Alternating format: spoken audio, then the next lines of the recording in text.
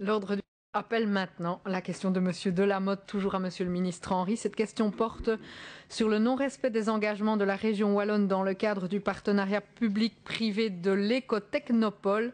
La parole est à Monsieur Delamotte pour 3 minutes. Je vous remercie Madame la Présidente. Monsieur le ministre, 2007-2008, un appel à projet pour un projet qui vise à essayer de capter le CO2, les gaz à effet de serre, pour limiter ces émissions dans l'atmosphère. Et un projet qui se base sur la décision du gouvernement wallon, avec des fonds wallons, des fonds du plan Marshall et des fonds européens par l'intermédiaire du FEDER. Ce projet, suite à l'appel aux candidatures, se précise sous forme d'un partenariat public-privé où la région wallonne a comme partenaires des grosses entreprises, citons-en quelques-unes, du Ferco, ArcelorMittal, CBR, Electrabel et d'autres PME intéressées par le secteur. Les choses se mettent en place, avancent. L'utilisation technique est faite au départ d'une machine qui a été conçue à l'ICEP, Institut scientifique de service public de la région wallonne, et est installée notamment à Katowice en Pologne dans le cadre des programmes européens. Les choses se passent de manière normale, à l'exception du fait que depuis maintenant 11 mois, puisque nous sommes au mois de novembre, la participation de la région wallonne n'est pas versée à l'écotechnopole wallon, qui se chiffre, cette participation, à plus d'1,5 million €, alors que les partenaires privés ont, quant à eux, investi et participé.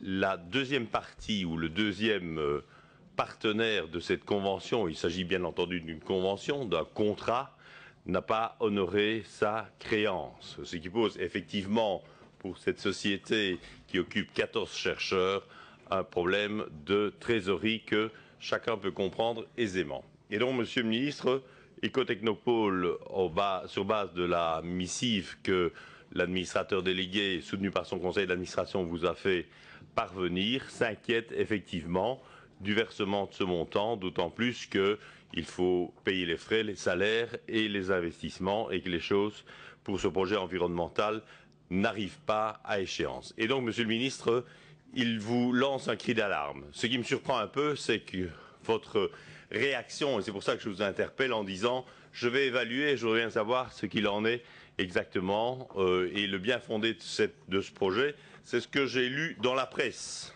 Et donc, je me pose la question, effectivement, mais je suis un peu troublé par rapport à une convention qui a des droits et des obligations et qui entraîne effectivement une participation de la région à ce sujet. Et donc, Monsieur le ministre, au-delà de ce cri d'alarme, après les centres de compétences qui ont crié famine au début du mois, un deuxième projet qui lutte contre une matière environnementale, le gaz à effet de serre et le CO2, et je ne vois aucun autre projet qui, financé par la région wallonne sur cette matière, permettrait d'avoir le même résultat.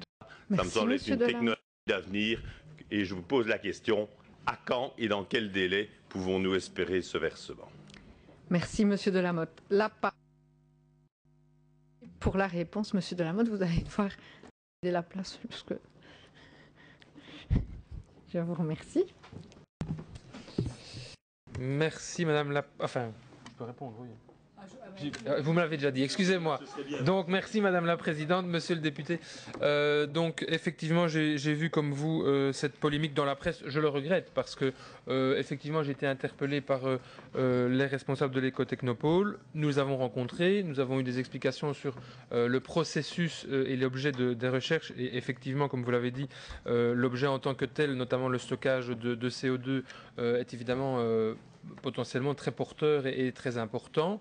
En plus, c'est un projet qui regroupe des grosses entreprises, des PME et 2 universités, dans lesquelles la région est également partenaire. Donc, en soi, c'est évidemment un très bel objet et c'est très important. Mais ça n'empêche qu'il est évidemment essentiel que les choses soient extrêmement claires en termes de vérification des obligations liées à la Convention. C'est un des volets sur lesquels j'ai demandé des éclaircissements, et également sur les liens structurels avec l'ICEP et le rôle des uns et des autres, puisqu'il s'agit aussi d'utiliser des anciennes installations de l'ICEP. Donc moi, je n'ai fait que de demander des explications qui ont abouti assez rapidement à une polémique. Je n'ai pas dit que la région ne payerait pas, j'ai simplement demandé à ce que cette situation puisse être clarifiée, ce qu'à ce stade elle n'a pas encore été, et donc il est prévu une rencontre entre mon cabinet et le conseil d'administration qui devrait pouvoir avoir lieu très prochainement, où j'espère que toutes ces questions pourront être réglées définitivement et qu'il pourra également être discuté du positionnement général de ce consortium, notamment dans le cadre du 6e pôle. Donc je pense qu'il y a une série de questions qui sont importantes que nous pouvons discuter, et qu'en tout cas, quand vous dites les sommes sont dues, puisqu'il y a effectivement des montants qui sont réclamés de 1,3 million, à peu près 1,3 million pour 2010 et je pense 128 000 euros de mémoire pour 2009, ce sont des montants qui doivent être justifiés et dont la clarification doit être faite. Nous n'avons pas eu ces explications, ça me paraît la moindre des choses que nous les obtenions,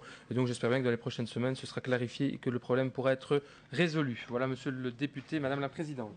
Merci, monsieur le ministre. Monsieur Lamotte, vous avez 1 minute pour répliquer.